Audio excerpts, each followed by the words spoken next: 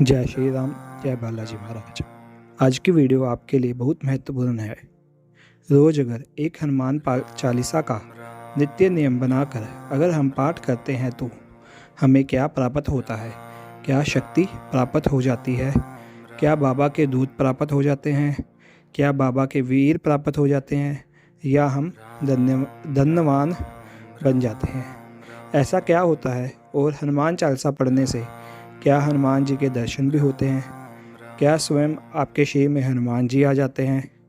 तो आज सारी बातों की जानकारी आपके लिए इस वीडियो में लाया हूँ और वीडियो के एंड तक बने रहना, तभी सारी बातों की जानकारी आपको प्राप्त होगी।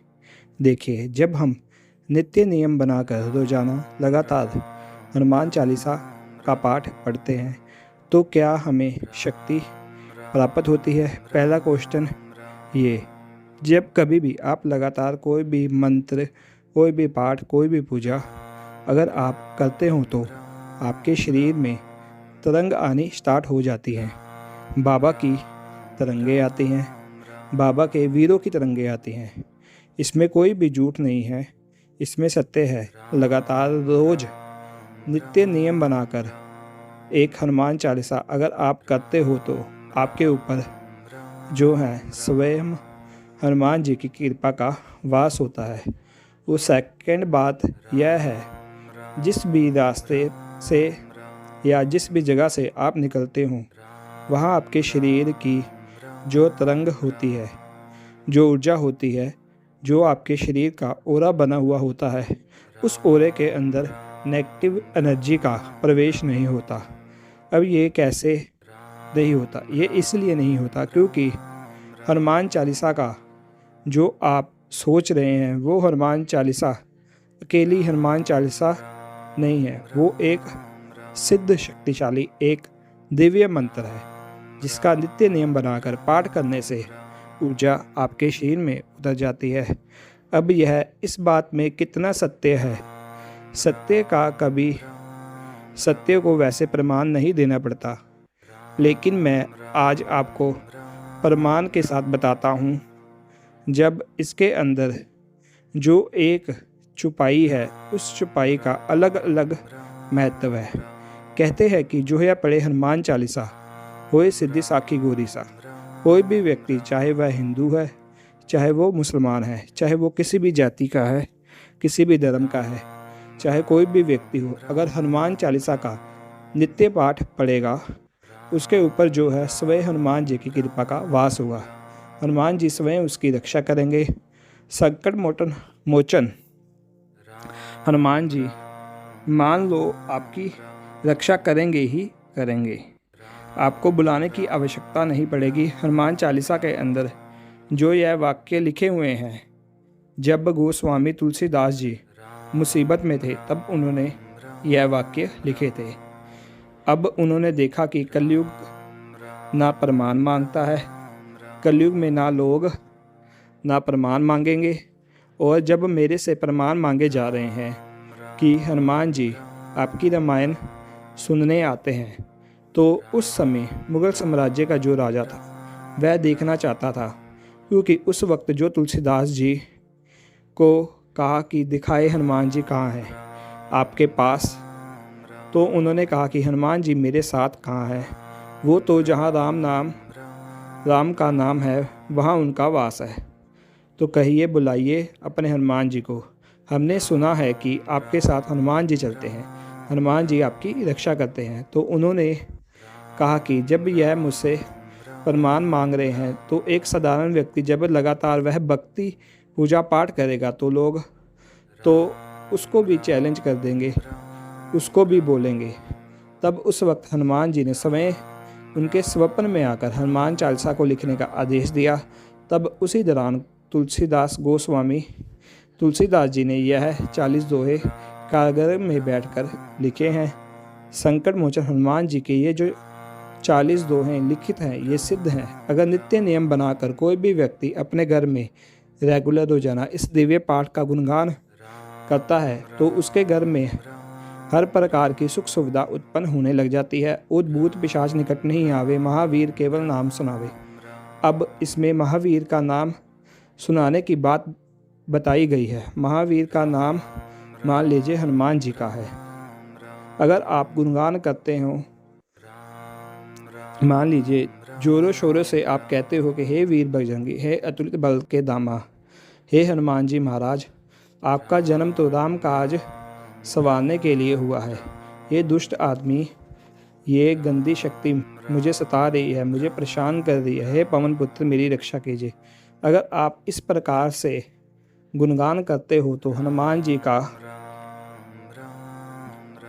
का आप जिस प्रकार से, आपको पता है कि हनुमान जी को श्राप लगा है, उनका बल उन्हें याद नहीं आता, लेकिन जब आप प्रभु श्री राम का नाम लेते हो, अगर आप हनुमान चालीसा का पाठ भी कर रहे हो तो, और उसमें भी अगर प्रभु श्री राम का नाम ले रहे हो तो समझ लेना कि उसका बल कई हजार गुना बढ़ जाता है, क्योंकि उन हनुमान जी को जो शक्ति है उनकी स्वयं की नहीं है, प्रभु श्री राम के नाम से है।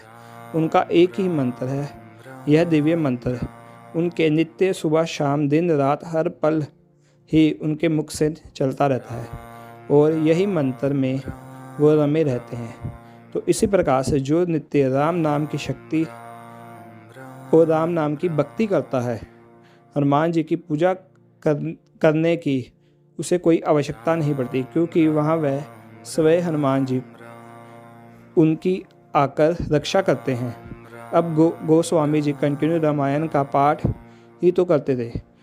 वहाँ पर जाकर कारागृह में इतने वानर सेना खड़ी हो गई कि पूछो मत।